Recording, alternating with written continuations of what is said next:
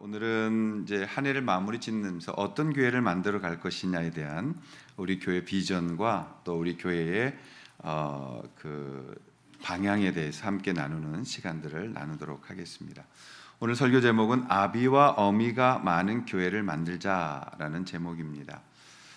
정확하게 한 8여 년 전에 MBC 예능 프로그램에 한 초등학교 2학년 아이의 시가 소개된 적이 있습니다.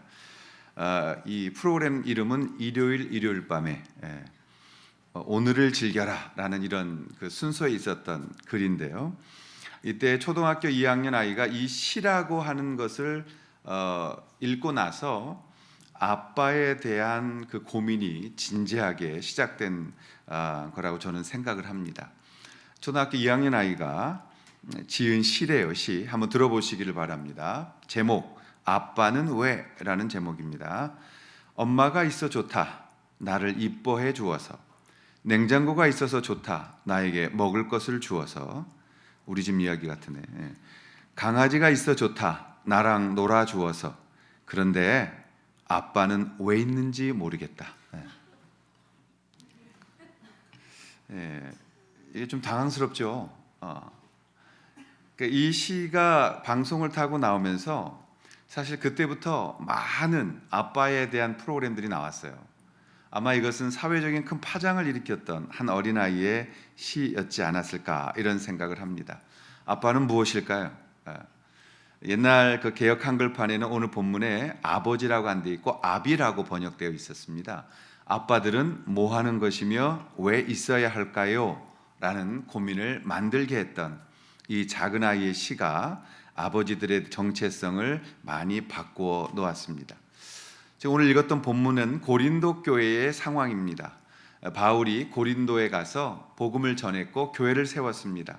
그런데 교회 안에 분쟁이 생겼습니다. 교회 안에 나는 바울파다, 나는 베드로파다, 나는 아볼로파다, 왜 이렇게 사람들을 좋아하냐, 나는 예수님파다 라는 파당이 교회 안에 지어져 있었던 것을 봅니다.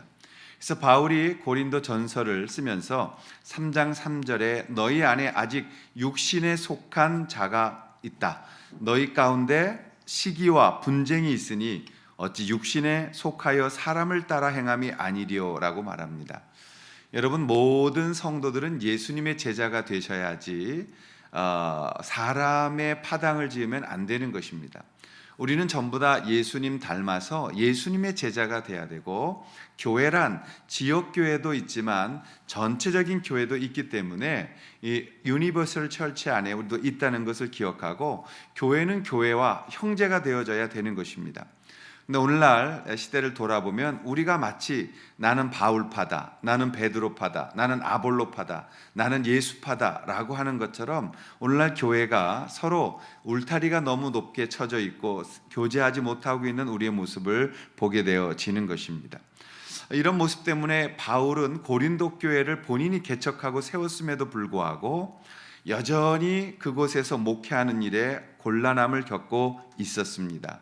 많은 사람들이 바울 사도를 따라다니면서 힘들게 했고, 바울이 가짜라고 말했고, 바울의 목회를 방해하는 일들을 서슴지 않고 했던 것입니다. 그 모습으로 인하여 고린도 교회는 예수님을 닮아가는 모습이 아니라 종의 모습이 되어지는, 그래서 마치 파이다 고고스라고 부르는 이 몽학 선생을 따라가는 것처럼 만들어졌던 것입니다. 오늘 읽었던 본문에 보면 교회 안에 스승이 많다라고 했습니다. 그런데 여러분, 그 스승이라는 이 파이다 고고스라는 말의 뜻은 무엇이냐면 어느 부잣집에는 종이 있어요. 그럼 이 종이 주인집 아들을 어른이 될 때까지 데리고 다니면서 교육을 시키는 거예요. 그걸 몽학선생이라 이렇게 불렀습니다. 바울은 정확하게 갈라디아서 3장 24절에 그들을 불러 몽학선생이라, 그것이 율법적 기능도 갖고 있었고, 또 우리가 장성할 때까지 우리를 맡아 기르는 선생님을 표현하고 있던 것을 볼 수가 있습니다. 이 NLT 성경에 보면 10,000명의 스승은 있지만 영적인 아비는 한 명밖에 없다라는 바울의 말을 그대로 실어 놓은 것을 볼 수도 있습니다. 몽학 선생은 어떻게 보면 아비보다 더 좋아 보여요. 아비보다 더 똑똑할 수도 있고, 아비보다 더 세련될 수도 있고, 아비보다 더 아이들이 좋아하는 음식을 베풀 수도 있었을 겁니다. 그럼에도 불구하고 이 바울 사도는 오늘날 이 고린도 교회의 혼란스러움과 고린도 교회의 이 여러 가지 문제들을 아비가 없는 교회로 비유하고 있는 것을 볼 수가 있습니다. 바울 사도가 세워놓았던 그 교회였음에도 불구하고 바울을 힘들게 했던, 어렵게 했던 많은 사람들이 있음을 바울은 지적하면서 오늘 건강한 교회가 되기 위해서 이 고린도 교회의 세 가지를 권면하고 있습니다. 우리가 만방샘 목장교회라는 이름으로 개척을 한 지가 딱 3년이 지났습니다. 만 3년이 지나면서 우리가 하나님 앞에서 어떻게 하면 더 건강한 교회를 만들 수 있을까? 어떻게 하면 이 땅에 정말 하나님 흡족한 마음을 시원하게 드리는 교회가 될 수 있을까를 고민해 왔습니다. 우리가 꿈꾸면서 올 한 해 달려왔던 교회, 그리고 앞으로도 내년에도 더 열심을 다해서 만들어가야 하는 그러한 교회, 그런 교회는 어떤 모습이어야 할까요? 첫 번째로 그런 교회는 아비와 어미의 마음으로 섬기는 교회가 되어야 한다는 것입니다. 오늘 이 14절과 15절에 보면 내가 너희를 부끄럽게 하려고 이것을 쓰는 것이 아니라 오직 너희를 사랑하는 자녀같이 권하려 하는 것이라. 그리스도 안에서 1만 스승이 있으되 아버지는 많지 아니하니 그리스도 예수 안에서 내가 복음으로써 너희를 낳았다라고 이야기하고 있습니다. 여러분, 고린도가 정말 은사가 많았던 교회입니다. 그리고 대단히 헬라의 철학이 발달했던 곳이었고 물질적으로 풍족한 곳이었어요. 그래서 부족함이 없던 그 도시에 복음이 들어갔습니다. 그럼에도 불구하고 그곳에서 바울은 그 교회가 정말 많은 부족함 없는 교회였음에도 불구하고 하나가 없는데 바로 아비가 없다는 것입니다. 여기서 아비라는 단어는 헬라어로 파텔이란 단어를 썼어요. 그 뜻은 오늘날 우리가 생각하고 있는 이단들이 말하는 아버지와는 다른 의미를 가지고 있습니다. 마태복음 23장 9절에 보면 예수님께서 뭐라고 말씀하시냐면 땅에 있는 자를 아버지라 하지 말라. 너희의 아버지는 한 분이시니 곧 하늘에 계신 이시다. 우리의 아버지는 한 분이시다 라고 말을 합니다. 요즘 이런 말 조심해야 돼요. 여성인권 이제 이게 일어나서 이 말은 이 아버지라는 표현은 남성형의 아버지를 말하는 게 아닙니다. 여성분들을 덜 존중해서 아버지라고 번역한 게 아니고 하나님은 중성이시죠. 그런데 성이 없으신데 왜 나 아버지라고 번역했냐면 이 분은 우리를 보호하시는 분이다. 이 분은 우리의 대표자가 되신다라는 차원에서 남성형의 아버지가 아닌 보호자와 지켜주시는 그런 대표자로서의 아버지라는 것을 기억하셨으면 좋겠습니다. 어쨌든 바울은 이 교회 안에 1만 스승은 있는데 아버지가 없다라는 표현을 해요. 이게 무슨 뜻이냐? 교회 안에 신분적인 아버지가 아니라 정말 교회를 끌어안고 눈물을 흘리며 주님의 그 마음으로 교회를 사랑하는 그러한 아비가 고린도 교회는 없었다라고 표현하고 있는 겁니다. 각자가 다 소견에 옳은 대로 행하고 자기가 하고 싶은 것 하고 교회를 하나로 만들어가며 아버지의 마음을 기쁘시게 하는 일엔 관심이 없고 내 필요, 내가 원하는 것, 내가 이용하려고 하는 일에 교회가 많은 몸살을 앓고 있었던 것을 보게 되어지는 것입니다. 여러분, 교회에 바울은 복음을 전했고 교회를 세웠던 사람이었어요. 그랬던 바울은 오늘 이 교회를 향해서 교회의 영적 아버지가 없음을 아파하고 있는 것을 보게 되어집니다. 여기서 파이다 고고스라는 이 스승이라는 말의 번역은 말을 하는 사람들이에요. 무엇을 판단하는 사람들이에요. 그러나 책임은 지지 않는 사람들이에요. 나를 위해서 이들이 필요한 것이지 저들을 사랑해서 내가 있는 게 아니라는 것입니다. 훈수 두는 자, 사람을 판단을 흐리게 하는 자, 그리고 결국은 어리석은 곳으로 우리를 만들 수 있는, 우리를 판단하고 우리를 어떤 그 책임지지 않으면서 우리의 일들을 지적해가는 것을 말하는 것입니다. 여러분, 저는 그 집에서 이렇게 보면 저희 집도 엄마들이 하는 얘기는 아이들에게 할 때 보면 100%다 진리예요. 정말 그 틀린 말이 한마디도 없습니다. 엄마들의 말. 근데 왜 엄마들의 말을 애들이 잘 안 듣냐면 그게 잔소리처럼 들리기 때문에 그런 것입니다. 학생부에 가서 얘기를 하면 굉장한 호응을 일으킵니다. 우리가 아이들 사랑하고 아이들 끌어안을 때 그 애절한 마음으로 애가 잘 되라고 말하는 것을 아이들이 잘 듣지 않아요. 오히려 바깥에 그 안 좋은 말이 더 우리에게 귀가 솔깃할 때가 있고 아이들이 거기에 자기들의 마음을 이해받을 때가 많이 있는 것을 보게 되어지죠. 아마 바울이 이런 마음이었던 것 같아요. 그 교회를 위해서 나의 모든 것들을 쏟아부었는데 그 교회가 건강해지기 위해서는 판단하고 뒤에서 수군거리는 사람들이 아니라 눈물을 흘리며 앞에 나와 엎드려 울 수 있는 아비와 어미의 마음으로 섬기는 분들이 많아야 되지 않을까. 저는 우리 목자님들에게서 그런 마음을 보고 너무너무 감사함을 느낍니다. 솔직히 말해서 우리 목자님들이 그 마음으로 성도 한 분을 끌어안고 어찌하든지 품으려고 노력하는 그 마음을 볼 때 아비의 마음이요 어미의 마음이요 우리가 나의 일이 아닌데도 그 일을 끌어안고 눈물을 같이 흘리고 아파할 때 같이 아파하는 걸 보면서 참 감사했던 시간들을 경험하게 되어집니다. 여러분, 그럴 때 교회가 세워지는 것입니다. 교회는 다시 한번 말씀드리지만 어떠한 그 유명한 분들을 모셔다가 이벤트를 하는 것도 중요할 수 있습니다만 그리고 건물을 지면서 그 건물로 인하여 안정된 교회로 사람들이 몰려드는 것도 중요할 수 있습니다만 담임 목사가 유명해서 그 목사님의 유명세로 성도들이 몰려와서 교회가 부흥되는 것도 중요할 수 있습니다만 가장 건강하고 주님이 기대하시는 교회는 여러분들이 서로 사랑하며 교회 안에 아비와 어미가 많아서 그들이 그들을 품고 눈물을 흘리는 그것으로 인하여 교회가 사랑 가운데 성장해가는 그런 교회가 가장 소중한 교회라고 믿습니다. 그것 때문에 우리가 만방샘 목장교회를 개척한 것이고 우리가 건물을 절대 짓지 않는다라는 포기를 선언한 것이고 우리가 우리 안에 할 수 있는 최고의 사랑을 붙들고 더 작은 교회를 위해서 그 함께하며 또 정말 어떤 한국 교회에 돈으로 되어지지 아니하는 부분들 할 수 없는 부분들을 돈이 없이도 할 수 있는 개척과 교회 운동을 일으키기 위해서 일어난 것이지요.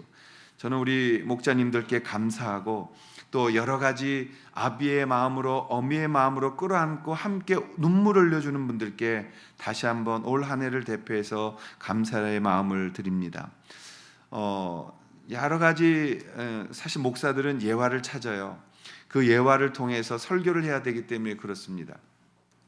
근데 제가 어느 인터넷에 올라와 있는 글 읽으면서 오랫동안 이 마음속에 담고 있는 예화가 하나 있는데 어느 아버지가 이제 일찍 엄마를 이제 사별하게 된 겁니다. 그래서 아들과 함께 둘이 살고 있었어요. 언제나 아버지는 아들을 혼자 가르쳐야 되는 마음 때문에 늘 죄스럽고 또 속상한 마음을 금할 수가 없었습니다. 가끔 회사에서 야근이나 회식을 하게 되어질 때면 아들이 밥을 못 먹는 것 때문에 늘 안타까워서 그 모든 것들을 뿌리치고 일찍 집으로 돌아와서 아들과 시간을 보내곤 했답니다. 근데 어느 날 부득불 출장을 가게 되어진 것입니다. 그래서 이틀 동안을 비워놔야 되는데 이것은 7살 난 어린아이를 혼자 두고 갈 수 있는 일이 아니었어요. 그래서 어떻게 노력을 했지만 어쩔 수 없는 상황이 되고 이제 출장을 간 겁니다. 일이 손에 잡히지 않았어요. 그리고 계속해서 아들하고 통화를 하면서 안부를 묻고 조심을 시키고 아빠는 일을 최대한 빨리 하고 1박만 하고 밤늦게 이제 출발해서 집에 도착한 겁니다. 집에 도착하니까 아들은 잠들어 있었어요. 대충 씻었어요. 그리고 아들과 함께 어쨌든 잠을 잘 수 있는 것에 감사하고 이제 피곤하다 하고 이부자리에 들어가서 발을 딱 뻗는데 뭐가 툭 차지면서 뜨뜻한 거예요. 그래서 이불을 열어보니까 컵라면이 있고 그 컵라면 이불 속에 있어서 본인이 이걸 발로 차게 됐고 이불이 다 더럽혀졌던 거죠. 갑자기 피곤도 왔고 이런 것을 한 아들이 너무 화가 나서 그냥 자기는 아이를 볼기를 때리면서 야단을 쳤대요. 도대체 왜 이런 일을 하냐고, 왜 이렇게 못된 짓을 했냐고. 그랬더니 아들이 울면서 아빠를 안고 해준 말이, 아빠가 이틀 걸린다고 그래서 기다렸는데 일찍 밤에 온다고 해서 내가요 슈퍼마켓 가서 컵라면 2개를 샀어요.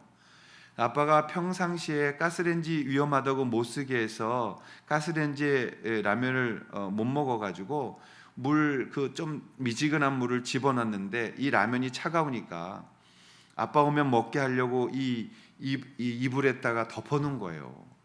아빠 내가 너무 잘못했어요. 아빠 미안해요. 그리고 애가 막 우는 거예요. 그러니까 아빠가 매를 내려놓고 그 아이를 안고 한참이나 울었다라는 글을 올렸더라고요.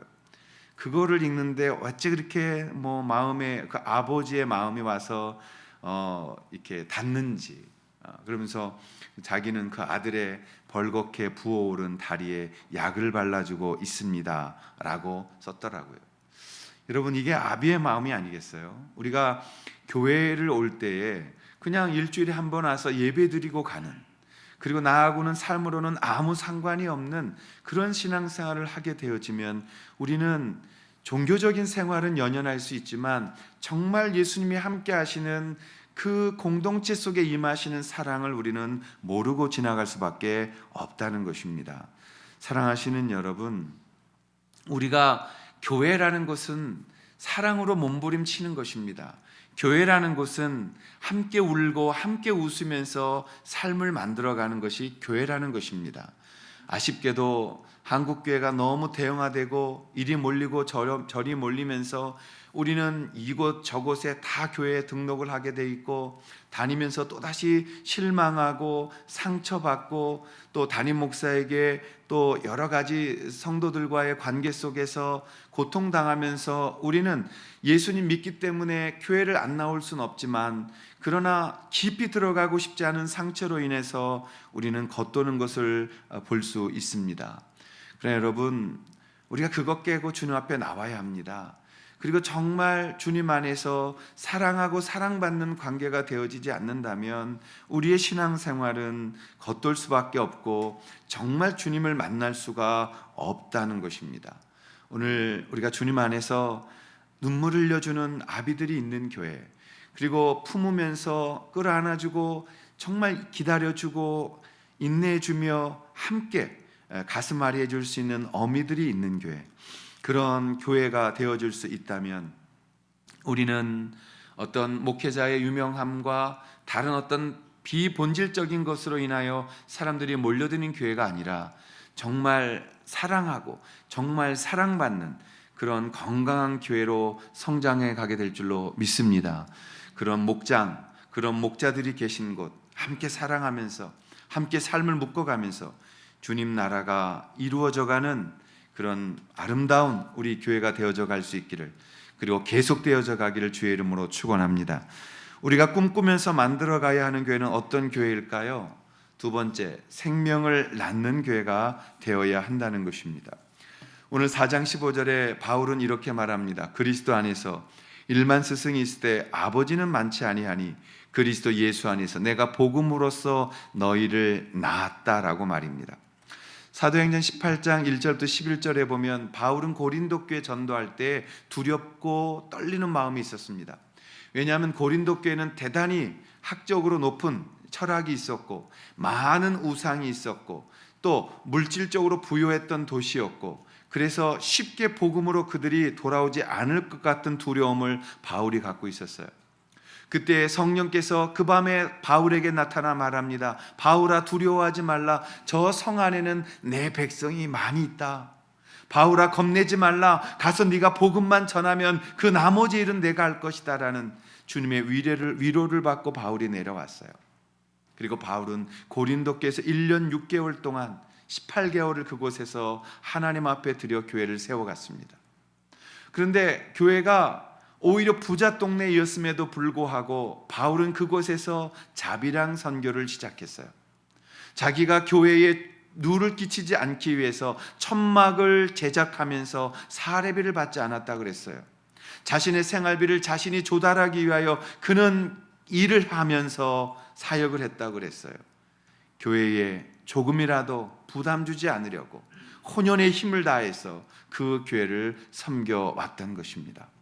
바울은 그 일을 하는 이유가 단 하나라고 그랬어요. 내가 생명을 낳기 위해서 일을 하고 있다라는 것입니다. 여러분, 생명을 낳는다는 것, 남자들도 간접적인 체험을 하죠, 요즘은. 그러나 우리 여자분들은 이게 무슨 말인지, 이 해산하는 고통을 경험한 분들은 너무나 잘 알 거라고 생각합니다. 바울은 자신의 서신서에서 여러 차례 해산하는 수고라는 단어를 썼어요. 해산한다. 여러분, 그 자녀들이 있는 분들 한번 생각해 보십시오. 아내가 애 낳을 때 어떠셨어요? 저는 첫째는 이제 주일날 애를 낳기 때문에 옆에 같이 있어주지 못했고, 둘째와 셋째 딸은 제가 태를 잘랐거든요. 근데 정말 이거는 한 영혼을 낳는다는 것은 엄마의 목숨을 거는 거더라고요. 쉬운 게 아닌 거죠. 그 옆에 있는 한 그 산모는요, 얼마나 힘들었는지요. 남편이 옆에서 이렇게 여보 힘내 그랬더니요, 욕을 하더라고요. 내가 이게 설교라 말을 못하겠네. 야, 이 XX야, 너 같으면 이럴 때 힘나겠어 이러면서 막 욕을 하더라고요. 근데 이해됐어요. 같이 이거 호흡하라고 그래가지고 저도 옆에서 같이 이렇게 호흡을 했는데요, 애를 제가 안 낳는데 몸살이 났어요. 같이 호흡만 하고도 몸살 하더라고요. 여러분이 생명을 낳는다는 건 헌신과 고생이 필요한 것 아니에요? 바울이 어떻게 고린도 교회를 만들었는지, 세웠는지를 바울이 4장 8절부터 13절까지 이렇게 자신을 설명했습니다. 너희가 이미 배부르며 이미 풍성하며 우리 없이도 왕이 되었도다. 우리가 너희와 함께 왕노릇하기 위하여 참으로 너희가 왕이 되기를 원하노라. 내가 생각하건대 하나님이 사도인 우리를 죽이기로 작정한 자 같이 끄트머리에 두셨으며 우리는 세계 곧 천사와 사람에게 구경거리가 되었노라. 우리는 그리스도 때문에 어리석으나 너희는 그리스도 안에서 지혜롭고, 우리는 약하나 너희는 강하고, 너희는 존귀하나 우리는 비천하여 바로 이 시각까지 우리가 줄이고 목마르며 헐벗고 매맞으며 정처가 없고 또 수고하여 친히 손으로 일을 하며 모욕을 당한 즉 축복하고 박해를 받은 즉 참고 비방을 당한 즉 권면하니 우리가 지금까지 세상의 더러운 것과 만물의 찌꺼기 같이 되었도다.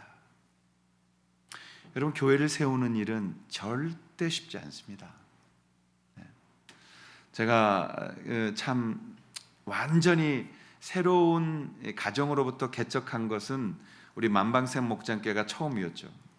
그 전에 구리에 가서 교회를 살리는 것은 그래도 어쨌든 우리 전임자분이 수고하신 터 위에서 힘들었지만 일어설 수 있는 기반이 있었는데, 정말 가정에서부터 여기에 올 때까지의 그 시간들은 결코 녹록지 않았어요. 아내와 제가 건강 거의 다 여러 가지가 이제는 망가졌었고요. 뭐 이걸 다 어떻게 여러분에게 무슨 이야기할 필요도 없고 말할 이유도 없지만 가슴은 타내려간 적이 한두 번이 아니고요. 밤잠이 안 와서 일어나서 이리저리 거실을 왔다 갔다 하며 힘들었던 적이 한두 번이 아닙니다. 감사한 것은 생명을 낳기 위해서 헌신과 고생이 필요하죠. 건강한 교회를 만들기 위해서는 목회자의 가슴이 타들어가야 되는 것이고, 누군가의 대가 지불이 있기 때문에 주님의 나라는 확장되어져 가는 것입니다. 여러분, 우리 교회가 건강하기 위해서는 생명을 낳는 헌신과 고생이 필요합니다. 오늘날 물론 여러분들도 이런 고생이 싫다면, 여러분들 이런 곳에서 주님 만나는 것이 나는 너무 싫다면 여러분 안 하셔도 돼요.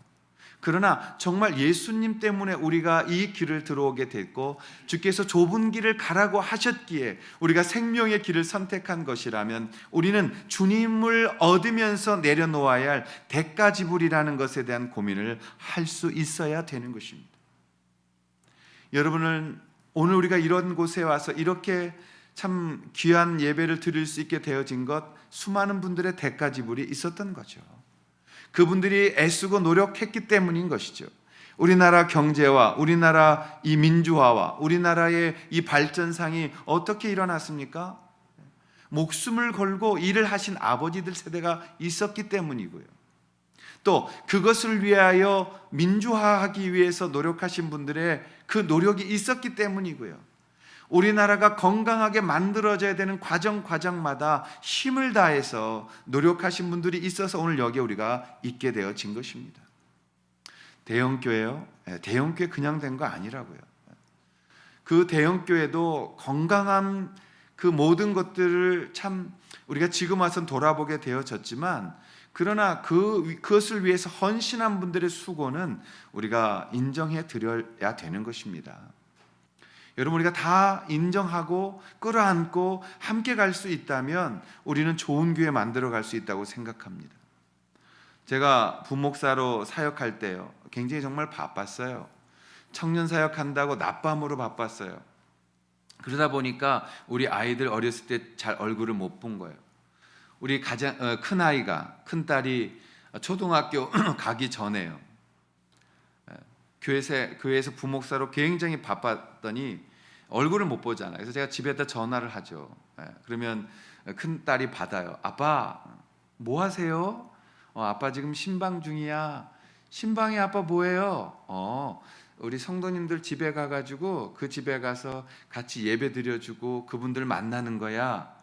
그랬더니 우리 큰딸이 조금 있다가 이렇게 얘기하더라. 아빠 우리 집도 신방 좀 오세요. 네. 여러분, 그런 수고로 이 나라가 여기 온 것이고 교회는 교회다워지는 것입니다. 우리가 하나님 앞에서 생명을 낳는 수고와 헌신과 고생과 마음 모아짐이 없다면 큰 교회는 만들 수 있을지 모르지만 주님 기뻐하시는 의미 있는 교회가 되지는 못해요. 저는 역사신학을 공부했습니다. 교회사를 공부했습니다. 교회사 속에서 정말 나라를 변화시키고 세상을 변화시켰던 교회는 큰 교회가 아닙니다. 정말 덩치의 문제가 아니라 작으면서도 단단한 공동체, 저는 그것이 목장교회가 되어져야 된다고 생각해요. 지구촌교회 건강한 교회였습니다. 그리고 건강할 겁니다. 왜냐하면 목장이 있기 때문입니다. 우리 교회 건강한 교회로 만들어져 갈 겁니다. 왜냐하면 목장이 있기 때문입니다.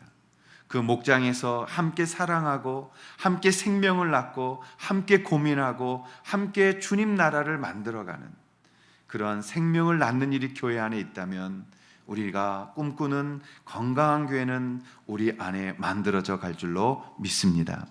세 번째, 우리가 꿈꾸면서 만들어가야 하는 교회는 어떤 교회일까요? 그것은 본이 되는 아비와 어미가 많은 교회가 되어야 한다는 것입니다. 아비와 어미가 많되 본받을 수 있는 아비와 어미가 되어져야 되는 것이죠.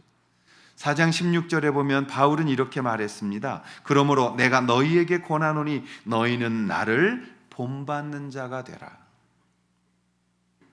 사실 이 말 앞에 어느 목사가 바울처럼 이렇게 말할 수 있겠는가? 이건 목사들의 고민거리가 되어져야만 합니다. 그러나 정말 하나님 앞에 눈물 흘려보고 가슴앓이 해보고 하나님 앞에 교회 때문에 내 속이 탈지언정 내가 이 교회를 지켜야 합니다라는 그런 주님의 종된 의식을 가지고 살아왔던 목사님들, 이렇게 말할 수 있을 거예요. 사랑하시는 여러분, 나와 함께 우리 건강한 교회 만들어 가보십시다. 저도 잘 나갈 목사였을 때 나름 한국 사회에서 청년 사역자 이름으로 나가고 있었을 때 나름 구리 안에서 교회가 건강해져 가고 그 교회가 성장해 가고 지역사회에서 인정받는 교회로 이름이 나아지고 있었을 때 그땐 이런 얘기 못했을 것 같아요. 그러나 지금은 여러분에게 이런 말씀 드리고 싶습니다. 여러분, 교회를 위한 사랑하는 마음 닮아 오십시오. 여러분, 정말 목자들부터 시작해서 모든 직분자들이 이제는 함께 모여서 주님을 건강한 교회에 그 교회를 주님께 올려드리는 것을 위하여 여러분 저를 본받으셔야 하고 여러분 예수님 본받으셔야 됩니다. 만약 여러분들이 저를 본받을 게 없다고 생각되는 분들이 있으면 다른 교회 가셔야 돼요. 오해하지 마시기 바랍니다. 나보고 다른 교회 가란다. 그런 얘기가 아니에요. 여러분들 하나님 앞에서 우리가 담임 목사 닮을 수 없다면 그 교회 다닐 수 있겠어요? 담임 목사 신뢰가 안 되는데 그 교회 다닐 수 있으시겠어요? 담임 목사보다 오히려 바깥의 소리가 더 신뢰가 된다면 어떻게 그 교회에서 같은 신앙생활을 하실 수 있겠어요? 여러분, 교회를 위해서 애쓰고 교회를 위해서 다 내려놓고 헌신하는 것에 대하여 이제는 여러분 응답해야 합니다. 여러분 대가 지불할 준비를 하셔야 됩니다. 여러분 함께 좋은 교회로 만들어 가기 위해서 지금까지 그렇게 달려왔고 앞으로도 그렇게 달려갈 수 있는 마음의 준비를 새롭게 하셔야 합니다. 그렇다고 우리 내년에 무슨 엄청난 고생이 기다리고 있는가, 그런 말씀 드리는 것이 아니에요. 우리가 서로 함께 신뢰할 수 있고 서로 사랑하고 더 서로를 닮아갈 수 있는 모습으로 나아가야 된다는 거죠. 제가 정직하게 말씀드리면 저는 우리 교회 장로님들 좋은 모습 닮으려고 노력합니다. 저는 우리 교회에 하나님 앞에 세우신 목자님들의 마음 볼 때 감동되어지고 한 영혼 끌어안고 정말 깊이 인내하며 사랑하며 그분들 품는 모습 볼 때 얼마나 아름다운지 몰라요. 여러분, 짝퉁 아비 어미가 되시면 안 된단 말이에요. 우리나라에 지적 재산권이 중시 여겨지지 않았던 그 지난 세월에 제가 신학교 다닌 게 이제 벌써 한 30년 됐는데요. 30년 됐을 때 저희 학교는 대전에 있었어요. 우리 침례교 신학교는 대전에 이제 메인 캠퍼스가 있는데 거기에 가면 그 울타리 밖 쪽에 이렇게 컨테이너 박스가 있었고요. 거기에 배고픈 신학생들을 위한 서점이 있었어요. 일명 해적판이라고 불리는 책을 팔았습니다. 해적판이라는 건 뭐냐면 소위 말하면 책을 카피해서 임의로 싸게 만들어 파는 거예요. 지금으로 말하면 지적 재산권을 범하는 잘못된 책이었죠. 근데 그때는 정말 넉넉치 않았기 때문에 이 식권을 줄여야만 책을 좀 사볼 수 있는 그런 때였단 말이에요. 그래서 꼭 사보고 싶었던 책이 있었는데 그 책을 샀어요.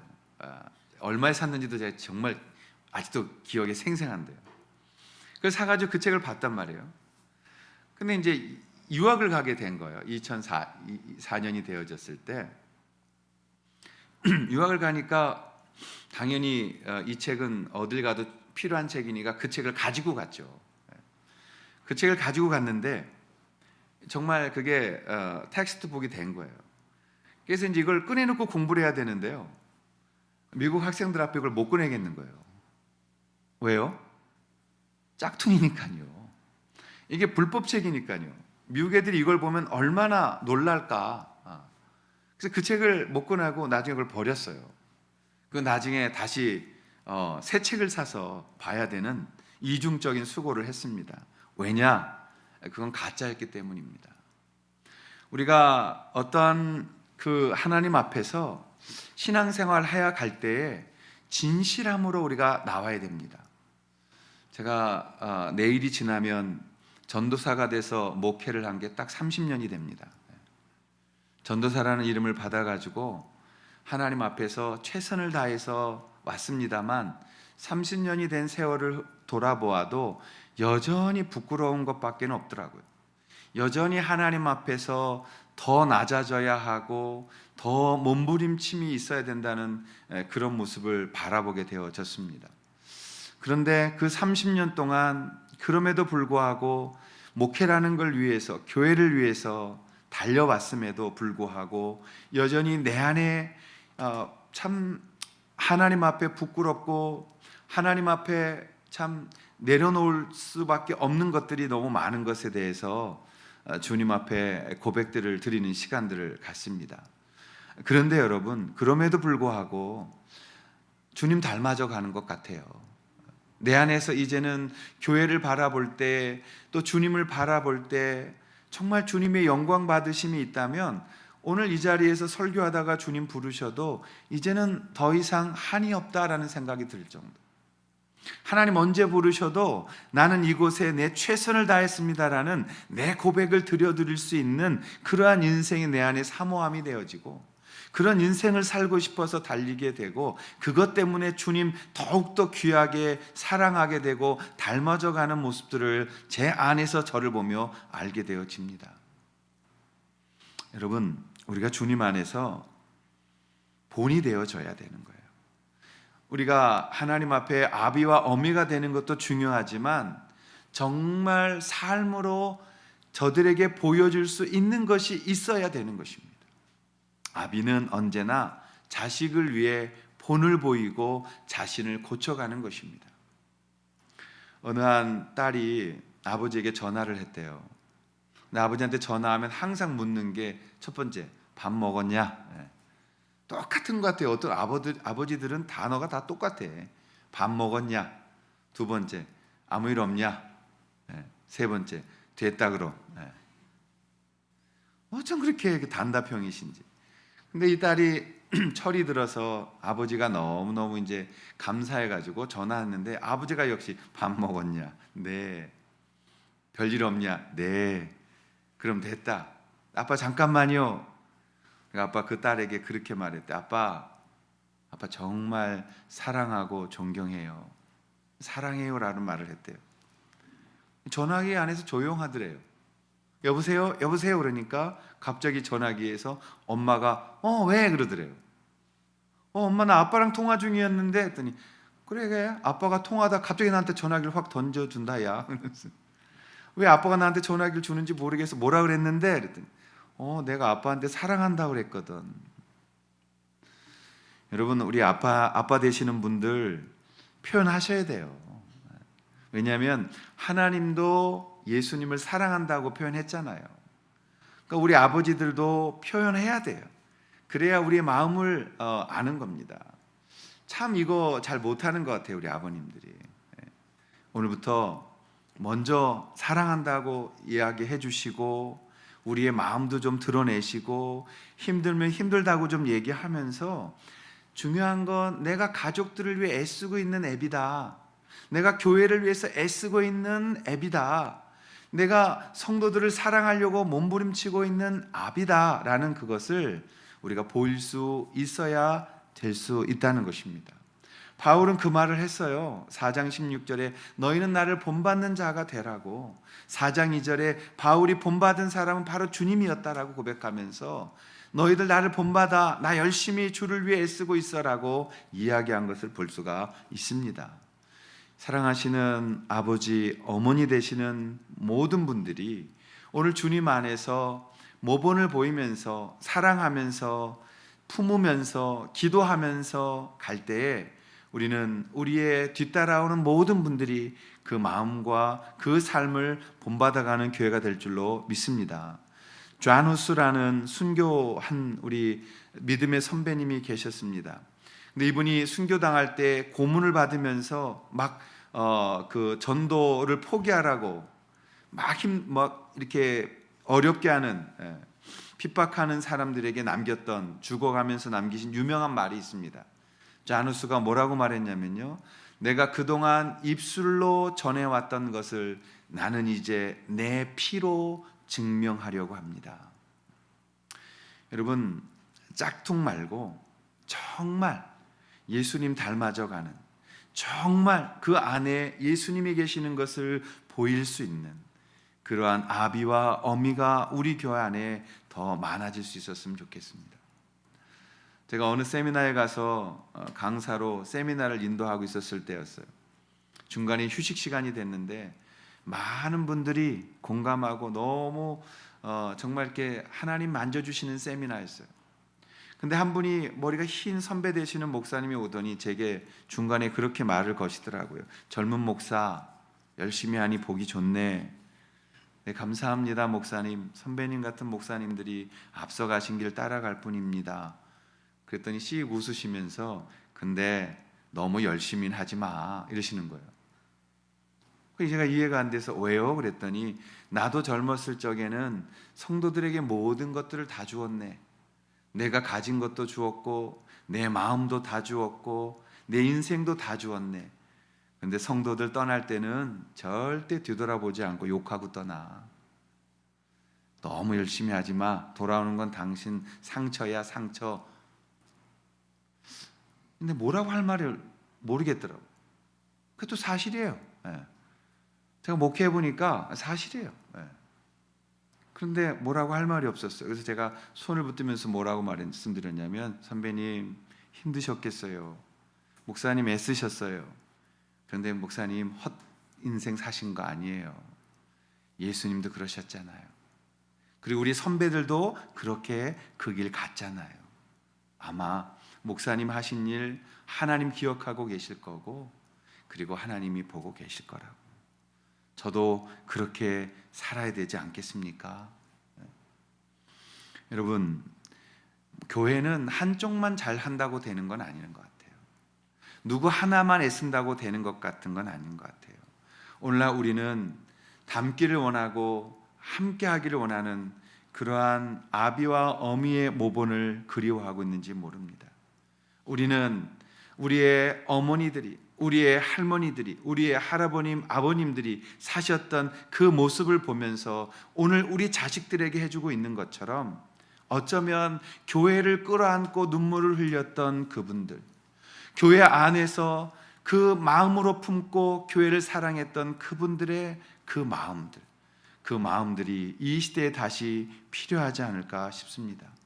그것을 품고 갈 수 있는, 사람을 사랑해 줄 줄 알고 그 사람을 이해해 줄 줄 알고 그들을 품어줄 수 있는 그러한 본이 되는 아비와 어미가 많은 교회가 될 때 우리 교회는 건강한 교회가 되어질 줄로 믿습니다. 저에게 굉장히 참 귀하게 다가왔던 한 집사님의 간증이 있는데요. 장애인이었지만 이 어미의 노력으로 김진호라는 청년은 장애인 세계 수영에서 신기록을 가지고 있는 친구가 되어졌어요. 그리고 지금도 혼자 스스로 어떤 일을 해나갈 수 있는 그러한 자립적인 청년으로 자리 잡고 있습니다. 우리 그 어머니였던 유형경 집사님의 간증을 영상으로 좀 보시겠습니다. 이 시간에 한번 같이 기도할 때 우리가 중요합니다. 상황은 바뀌어도 내가 바뀌지 않으면 언제나 우리는 불평합니다. 어떤 상황 속에서도 내가 바뀌지 않으면 그 상황은 천국이 될 수 없습니다. 하나님 우리를 붙잡아 주셔서 이제는 새롭게 결단하고 새로운 주님 안에서 함께 만들어가는 교회, 그리고 함께 꿈꿔가는 교회, 우리의 삶이 건물이나 기타 다른 것에 있지 아니하고 사람에게 있는 교회, 연약한 자들을 도울 수 있는 교회, 선교지에 빵과 우유들을 또 그들이 필요한 생활품들을 들고 갈 수 있는 교회, 우리도 힘들지만 다른 사람에게 그 짐을 옮겨올 수 있는 교회, 선교하다가 가난해져 있는 교회, 그리고 말씀대로 살면서 고난의 길을 걷는 교회, 그러나 그 안에 진정한 웃음과 주님이 임재하시는 교회. 저는 우리 만방샘교회가 그렇게 되기를 사모합니다. 많은 사람들이 보여서 유명해지고 많은 일들 하는 것도 중요하겠지만 한 영혼에 대한 가치를 우리가 잃어버린다면 많은 것이 무슨 의미가 있겠습니까? 오늘 진호의 엄마는 그것을 찾은 것이죠. 예수님 알지 못했을 때, 그냥 죽어버리고 싶었던 생각밖에 없었을 때, 그때 주님 찾아오셨고 기다리셨습니다. 오늘 이 아침에도 힘든 우리 삶 속에 주님 찾아오시고 연약한 걸 붙드는 자들에게 축복하시는 하나님, 그리고 그 일을 행하시는 하나님, 그 주님을 찬양하고 그 주님이 이곳에 함께 계셔서 우리가 함께하는, 함께 만들어가는 그런 공동체 되게 해달라고 우리 같이 자신과 교회를 위해서 우리 잠시 기도하겠습니다. 이제는 우리 주 예수 그리스도의 은혜와 우리를 아버지라고 참 만들게 하기 위하여 우리에게 이 복음 허락해 주신 하나님 아버지의 특별하신 사랑하심과 지금도 우리와 함께 하시며 아버지를 부르며 그 이름으로 참 기쁨과 또 감격 속에 살아가도록 만드시는 성령님의 내주 교통하심이 사랑하는 우리 만방샘 교회 위에 참 아비와 어미가 더 많아질 수 있고 더 사랑하고 더 섬기며 더 건강하고 주님 기쁘시게 하는 교회가 되어질 수 있기를 사모하는 모든 머리 위에 이제로부터 영원토록 함께하여 주시기를 간절히 축원하옵나이다.